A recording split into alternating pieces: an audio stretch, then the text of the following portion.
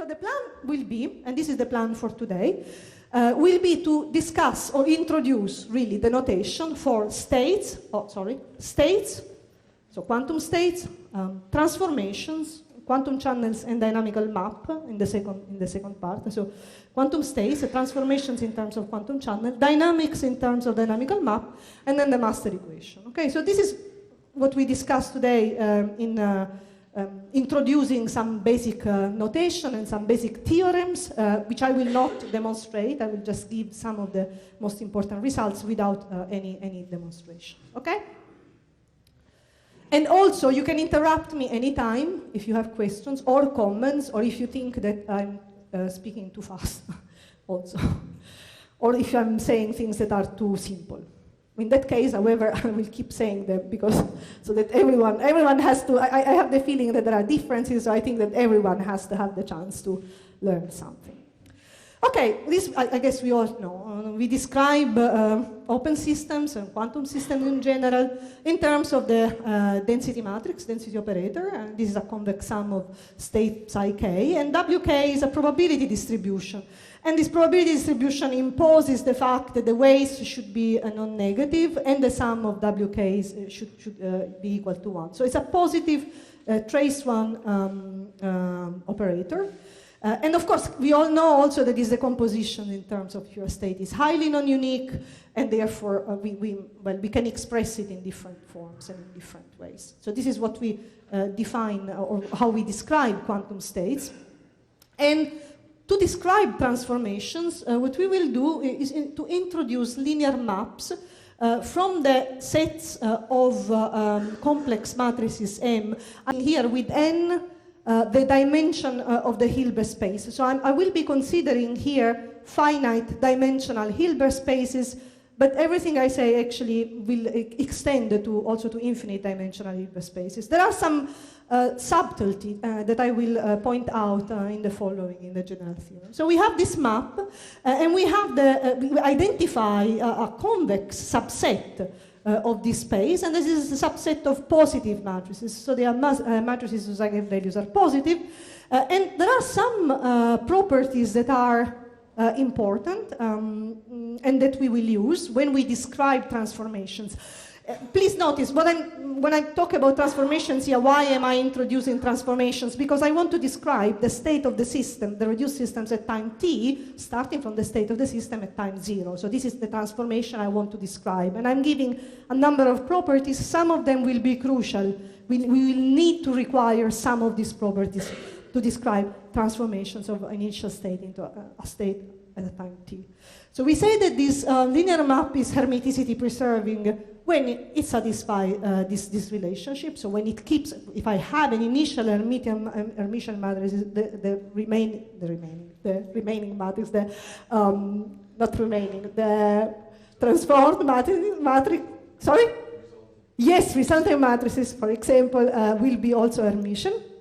Positive if this property is satisfied, and trace preserving. So again, the application of the map phi to a class of, actually to the subset of positive matrices is included in the subset of positive matrices. And trace preserving, of course, we all know if the trace of the matrix is preserved. And finally, an interesting property is unitality. So the map is unital, is phi of identity in n dimension is equal to in. Okay.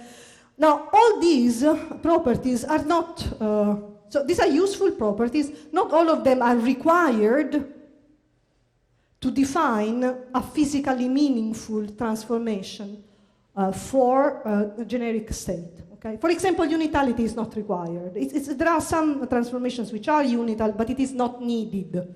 Okay? In particular, for those of you who know something about open quantum system, pure decoherence or pure dephasing maps are unital. But, for example, amplitude damping channels or dissipative maps are not unital. But it's an interesting property that we define. Okay? So why do we need this to consider at least some of these properties? What are the properties that are actually crucial at this point? Actually, there is something missing. We will get there in a moment. But what are the properties that are actually crucial for the description of transformations in the space of states. This is a question. Now, no airplane, okay? What if you can pinpoint some of them that you think, okay, this we really need to have, okay? What would it be? The first one, yes? Yes, because they are, that's correct. How about more? Guys, remember the microphone, please, because it's being taped. Yes. Whoever wants to answer, it's good. So if I have an initial density matrix and I want to transform in initial time, I want that the state at time t is also a density matrix, right? So what do I need to require if I have an initial density so that the state transformed under phi is also a density matrix? I need to impose something here. Yes, positivity, okay. It has to be positive because I want that the state, transformed state is also positive. It's a definition of density operator, right? We just described it before. And there is another one, trace preserving. It has to preserve trace. So the strict ideas is this, positivity and trace preservation, okay? These are really, of course, obviously you say hermeticity, but clearly if it is positive, it's also hermeticity preserving. So it's also very important, but this is more stringent because it is really on the density operator itself. Now, is that enough? Okay, the answer is no. I think my animations are not working. They have to be here. Okay, okay. This is not enough. I think some of you know why it is not enough. Maybe some of you do not know. So how many of you know why requiring for transformation to be positive and trace preserving is not enough? How many of you know it? Okay, that's not many, and this is good. How many of you do not know it? It's always the things do not match, isn't it? It's fantastic. Yeah. Okay. It's good. It's good. It's good. I like. Yeah. And many of you do not want to answer. No, it's okay. Okay. It's okay. Yeah. Yes. Now, the reason, in order to understand why this is not enough, we need to consider composite systems, okay? If we stay in the system, in the Hilbert space of the system only, we don't understand why this is not enough, okay? The positivity and trace preservation are not enough to describe a physical transformation from state to state. We need to consider a composite system. So we do consider system 1 and system 2, Hilbert space of system 1 and Hilbert space of system 2, and we consider two maps, linear maps, phi 1 and phi 2, okay? And we call, the first system has, it's really general, but dimensionality n, the other one dimensionality n, it doesn't matter. But finite dimensionals, okay, for now. And then we build the composite map, just doing the tensor product of the two maps. Okay, so the composite map is phi 1, phi 2.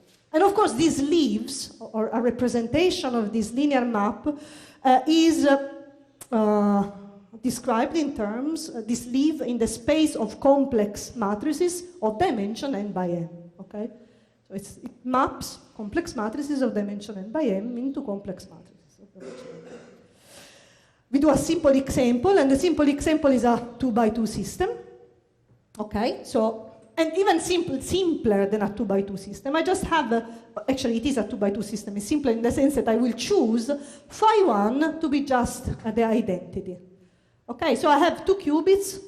Here there is identity applied to qubit 1, and a map, generic map phi applied to qubit 2. And I can just write the action of these in this block diagonal form. I'm using Eij as a basis of system 1, and I will simply decompose this, write this in matrix form, in block diagonal form in this way. Okay. And now I consider a specific map, which is, remember, this is a map on qubit 2, for example, which is the transposition. So I'm transposing, I change the second qubit by transposing the corresponding density matrix, okay? Only for the second. And it is known that the transposition is in itself, so I indicated with Tn in n dimension, this would be T2, but transposition is a positive and trace-preserving operation. Okay, it's positive because actually the diagonal elements do not even change, and trace-preserving, for instance. Okay, so it's a simple, very simple to see. So transposition is positive and trace-preserving. But now I can ask, how about the composed system? System 1 and system 2 at the same time. So I'm applying, so the transposition is positive. Obviously the identity is positive, okay? How about the action of this map on the state of the qubit, 2 by 2? And well, okay, this is what I was just saying, that is positive and trace preserving. Okay, and this is the question. How about the action of this on the qubit? Now, what it turns out is that something weird happens if the state of the 2 by 2 system, of the 2 qubits, is entangled, okay? So if I apply this map to a maximally entangled state, what happens is that the resulting state will not be positive anymore, okay? So positivity of one, let's say, of the linear map of one of the qubits does not ensure positivity of the composite map.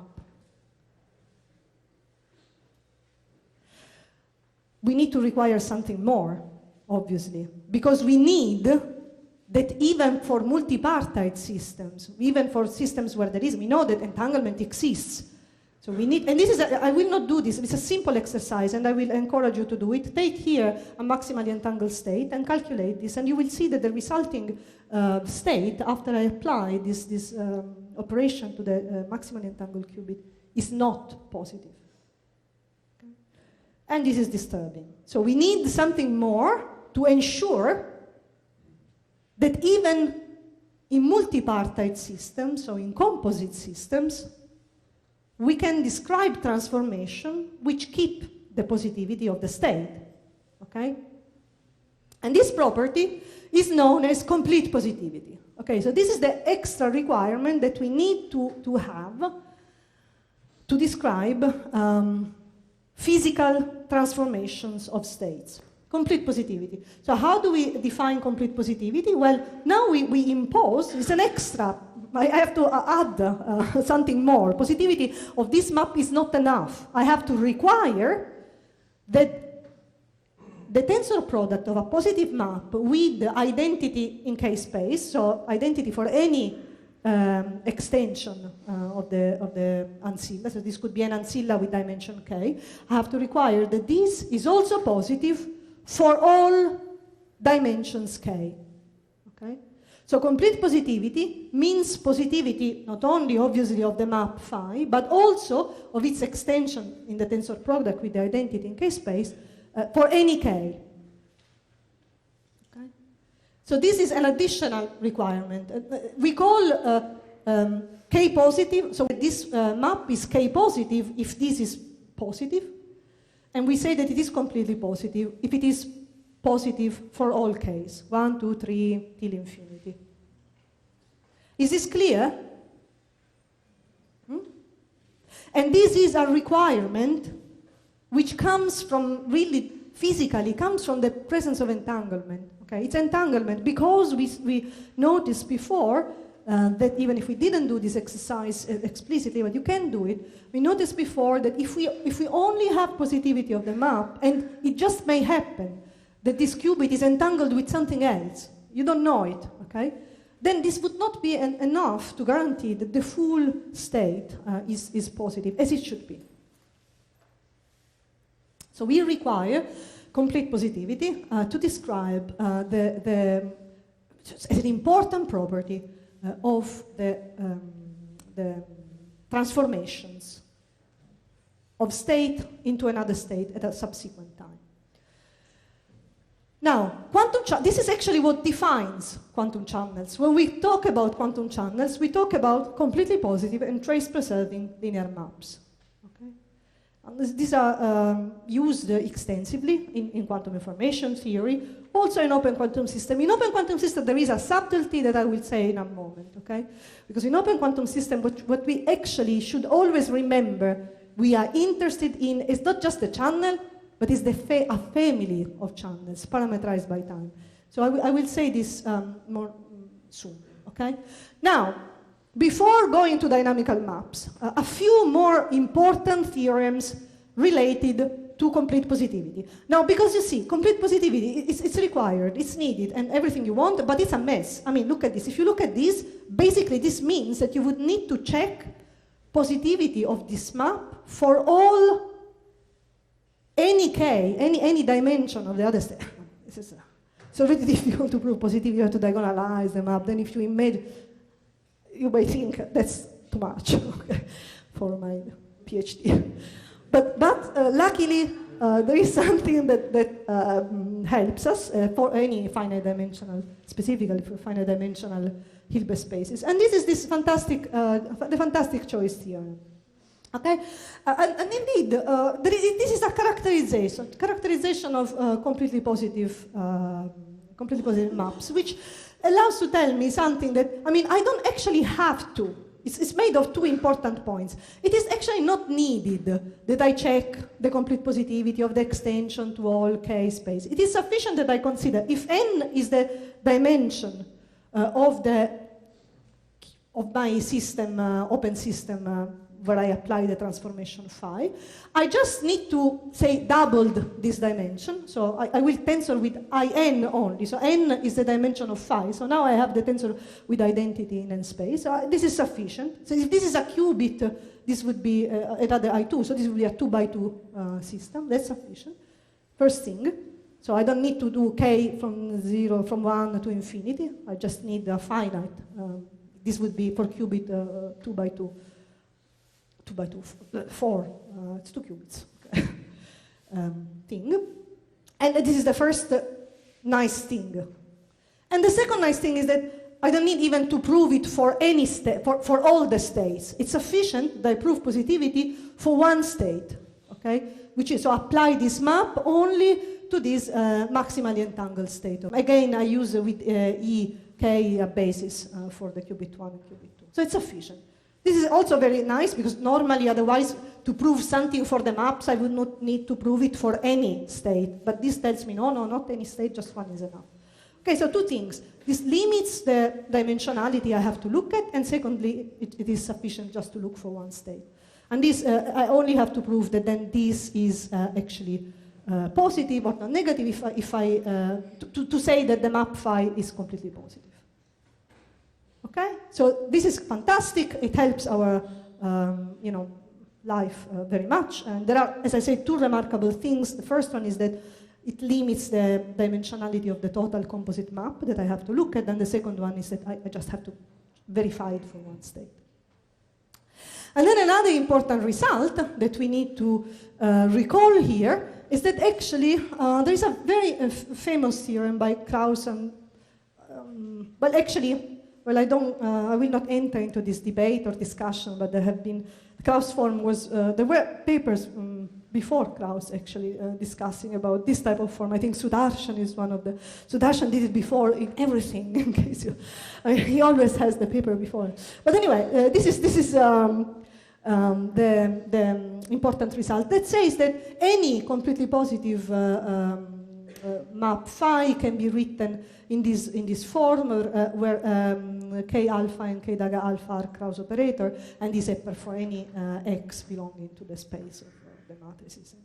So it's a way of saying if I have a completely positive, generally quantum channels, completely positive and trace preserving, are written in this form, and the trace preservation just comes from another extra condition, the sum of the alpha of k alpha, k daga alpha, k alpha is equal to 1. But this is important characterization. Okay, so it's the form in which we express completely positive maps. Okay.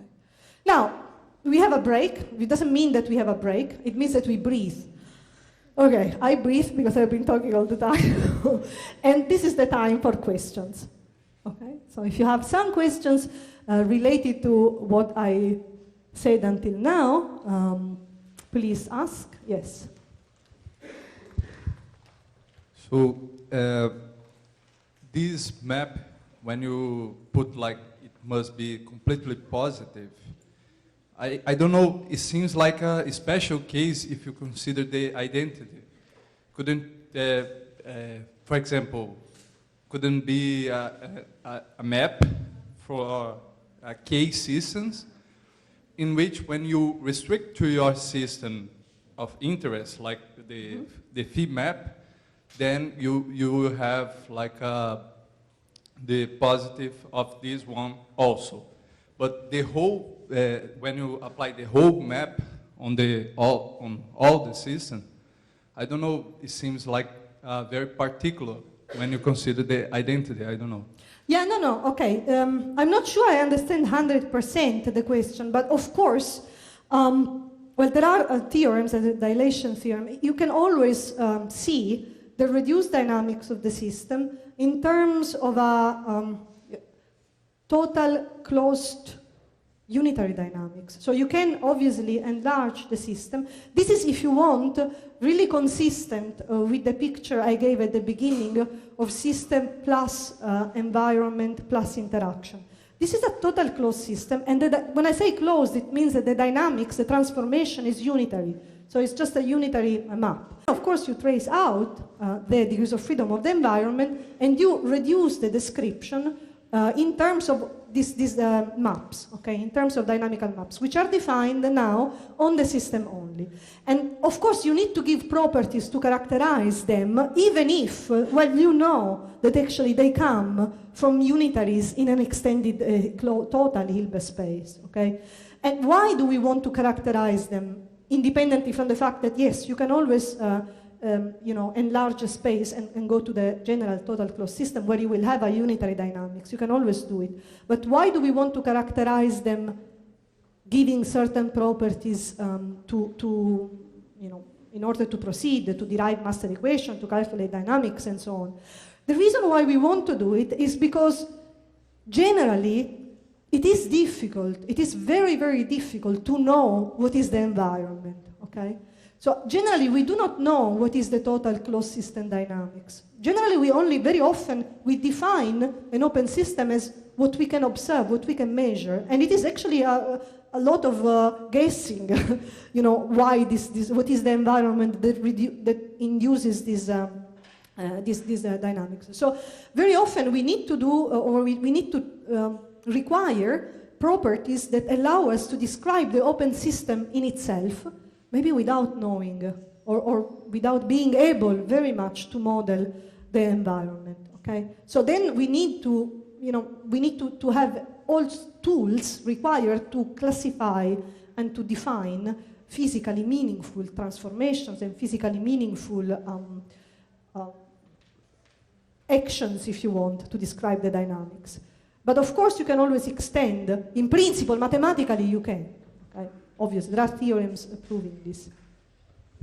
It is just that, for me, I understand that it seems like you are enlarging the system and analyzing if it is positive, trace preserving, and etc. I don't know if these. You mean in the case of, sorry, you mean for the definition of complete positivity? Yes, there? yes. Okay, yes. This is well, you need to do it just to, actually, this was an example that I gave just to point out the fact that I do not, it is not sufficient to only define positivity. Okay, so this was just to give you an example that you need something more. Okay. And then once we agree that we need something more, this something more is this complete positivity definition. And this complete positivity definition is not trivial in a way. So let me say that there are, so you can prove that you need to have complete positivity in order to describe physically the dynamics anytime you start from an initial factorized state of system and environment. Now, if you give up if you start from a state which is initially correlated between system and environment, then you may have a physical dynamics which are not completely positive. So it's a whole, we could go in this direction also as well, but it's a whole, there is a lot to say. It's obviously more complicated, but you can do something. Okay. In this case, it is not needed. Let's say the complete positivity requirement is strictly correlated with the fact that I'm assuming initial conditions. Yes. Yes. Thanks. Okay. Let's see. I tend to give very long answers, as you have noticed. And this, together with the throwing half of my lecture. No, I'm joking. But you can please do ask more questions if you have. And also, if you want to ask me questions during the coffee breaks and so on, I'm happy to answer. Okay. No questions? Then we proceed. Here is where we were. We did states and transformations. Let's say something about dynamics. And I will only do these after I check again what is the time. You can also tell me. 9:30. So I still half an hour including questions. Very good. I think we are very well in schedule. Dynamics. Now, before I used phi, okay, to define this linear map, which is completely positive and trace preserving, and I call it a quantum channel, or we call it a quantum channel. Now I use a different letter, just because I use this more in my papers, but you could also use phi of t. Okay, this is it's what we call the dynamical map, and it is a family with one parameter. This parameter is time, of completely positive and trace preserving maps. Okay. And this tells me, for any initial state of the system, the state at time t. Okay? Now, of course, this family has the properties that, okay, this is time, so t is greater or equal to 0, and the initial condition is just the identity. And again, there is n, so I consider n-dimensional systems. Okay? When I say that this is a family, it's important because when we characterize open quantum systems, generally, we want to characterize the full family. When I talk about, in the future, I will talk about Markovian or non-Markovian dynamics and so on. These properties are properties of the family. So this means that what we are trying to characterize is something which holds for all times, where this is the same channels, a family of channels, okay? They're all connected, but it has to be valid for all t, from 0 to infinity. The full, it's a characterization, I'm trying to characterize the full dynamics. So it is not sufficient, in general, to look at channels. Channels are transformation from initial time to a time t. I want to characterize the family of channels, all of them, okay? And we will need to remember this, because sometimes it leads to confusion. Sometimes people use still the channel perspective and forget that actually if I want to characterize the full dynamics, then I have to look at the family of channels, okay? Okay, now, how is this connected to the total evolution of system plus environment to interaction? Well, I don't know why I have this question here, obviously, but it is connected in the sense that we can begin with a, well, maybe I can write it here. Yes. Generally, what we do is that we begin with the rho t, we evolve unitarily the rho t, and then we trace the environment. I will not even write, we trace out the environment during the environment that has evolved unitarily. And when we trace out the environment, we obtain the dynamical map, which is actually, if the description is exact, is always, if I'm not making any approximations, I automatically have the properties of being trace preserving and completely positive. So if I have an exact description of system plus environment, and I just consider the total Hamiltonian and evolve unitarily the total Hamiltonian, and only after trace out the degrees of freedom of the environment, the resulting dynamics in terms of the dynamical map is always completely positive at trace-based sampling. I'm making no approximation, so I cannot have anything which is non-physical, okay? Is this point clear? I mean, if I don't make any approximation, it will always be a dynamics that is physical, that these operators will be always physical. What happens if, this I already actually, as an answer to your question, discussed before, if I don't have these initial uncorrelated initial conditions, I can have actually the dynamical map may not be completely positive, and it may not even be positive, as a matter of fact. In principle, there would be two answers here, answer 1 and answer 2. But I already gave you the answer. It's your fault. I mean, this is actually one of the questions I wanted to ask. And now you already know the question. And this was a question that required this, which is now not needed anymore because I answered. Good for you. Okay. But in principle, if you are interested, I could tell you why.